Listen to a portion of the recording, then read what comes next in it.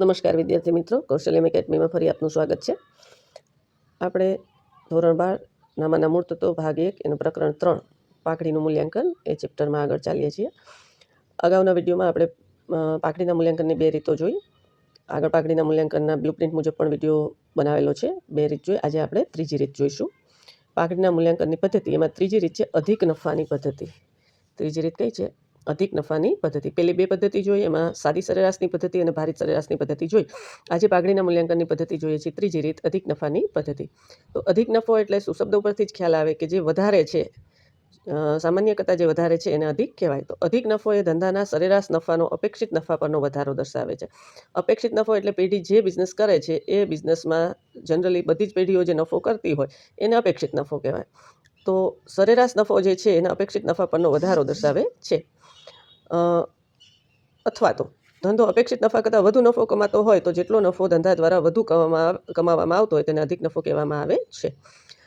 પાકડીના મૂલ્યાંકનમાં વિભાગ બીમાંથી પણ પ્રશ્ન પૂછાય છે. તો અધિક નફો એટલે શું એવો પ્રશ્ન પૂછાઈ શકે. તો આ બેમાંથી તમને જે સહેલું પડે એ તમે સમજાવી શકો છો. અધિક નફો સૂત્ર દ્વારા પણ જવાબ આપો તો પણ પરફેક્ટ છે. સરેરાશ નફો માઇનસ અપેક્ષિત નફો. હવે આપણે અધિક નફાની રીતે પાઘડીનું મૂલ્યાંકન કઈ રીતે કરવું એની રીત જોઈએ. તો સૌથી પહેલાં રોકાયેલી મૂડી શોધવાની રહેશે. રોકાયેલી મૂડી જો તમને દાખલામાં આપી હોય તો એ જ મૂકવાની થશે. ન આપી હોય તો કુલ મિલકતો માઇનસ કુલ દેવા. તમને ઘણીવાર દાખલામાં કુલ મિલકતો અને કુલ દેવા આપ્યા હોય તો એના ઉપરથી રોકાયેલી મૂડી શોધવાની. ક્યારેક રોકાયેલી મૂડીને બદલે દાખલામાં ચોખ્ખી મિલકત પણ શબ્દ વાપરેલો હોય છે. ચોખ્ખી મિલકત એ જ રોકાયેલી મૂડી. પછી દાખલામાં તમને અપેક્ષિત વળતરનો દર આપેલો હોય છે. એના ઉપરથી આપણે અપેક્ષિત નફો શોધવાનો છે. અપેક્ષિત નફો બરાબર રોકાયેલી મૂડી ગુણ્યા અપેક્ષિત વળતરનો દર છેદમાં 100.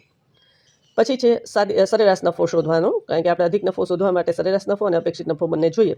સરેરાશ નફો આપણે દાખલાની જે પહેલી રીત શીખ્યા એ જ મુજબ વર્ષ અને તમને વર્ષ આપ્યા હોય અને એનો નફો આપ્યો હોય તો કુલ નફો ગુણ્યા વર્ષોની સંખ્યા, એના ઉપરથી સરેરાશ નફો મળશે. પહેલી પદ્ધતિ છે એ જ મુજબ.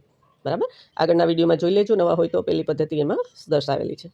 પછી આપણે અધિક નફો શોધવાનો. અધિક નફો શોધવા માટે આપણી પાસે સરેરાશ નફો પણ હોય અને અપેક્ષિત નફો પણ હોય. તો સરેરાશ નફામાંથી અપેક્ષિત નફો બાદ કરીએ એટલે આપણને મળે અધિક નફો. અને અધિક નફા પરથી આપણે પાઘડી શોધવાની થાય. તો પાઘડી માટેનું સૂત્ર છે અધિક નફો ગુણ્યા ખરીદીના વર્ષોની સંખ્યા. જે આપણને રકમમાં કીધું હોય એટલા વર્ષોની સંખ્યા ગુણવાની, એના ઉપરથી પાઘડી મળી જાય. આ અધિક નફાની રીત છે, બહુ સહેલી છે. અધિક નફાની રીત કરતાં પત્રક બનાવીને ગણવાનું હોય છે. આ રીત તમને સમજાવી છે.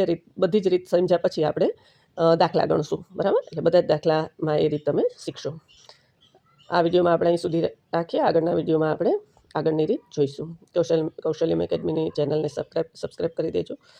તમારા 12મા ધોરણના વિદ્યાર્થીઓ સાથે વધુને વધુ શેર કરજો. આજે અહીં સુધી રાખીએ. અસ્તુ.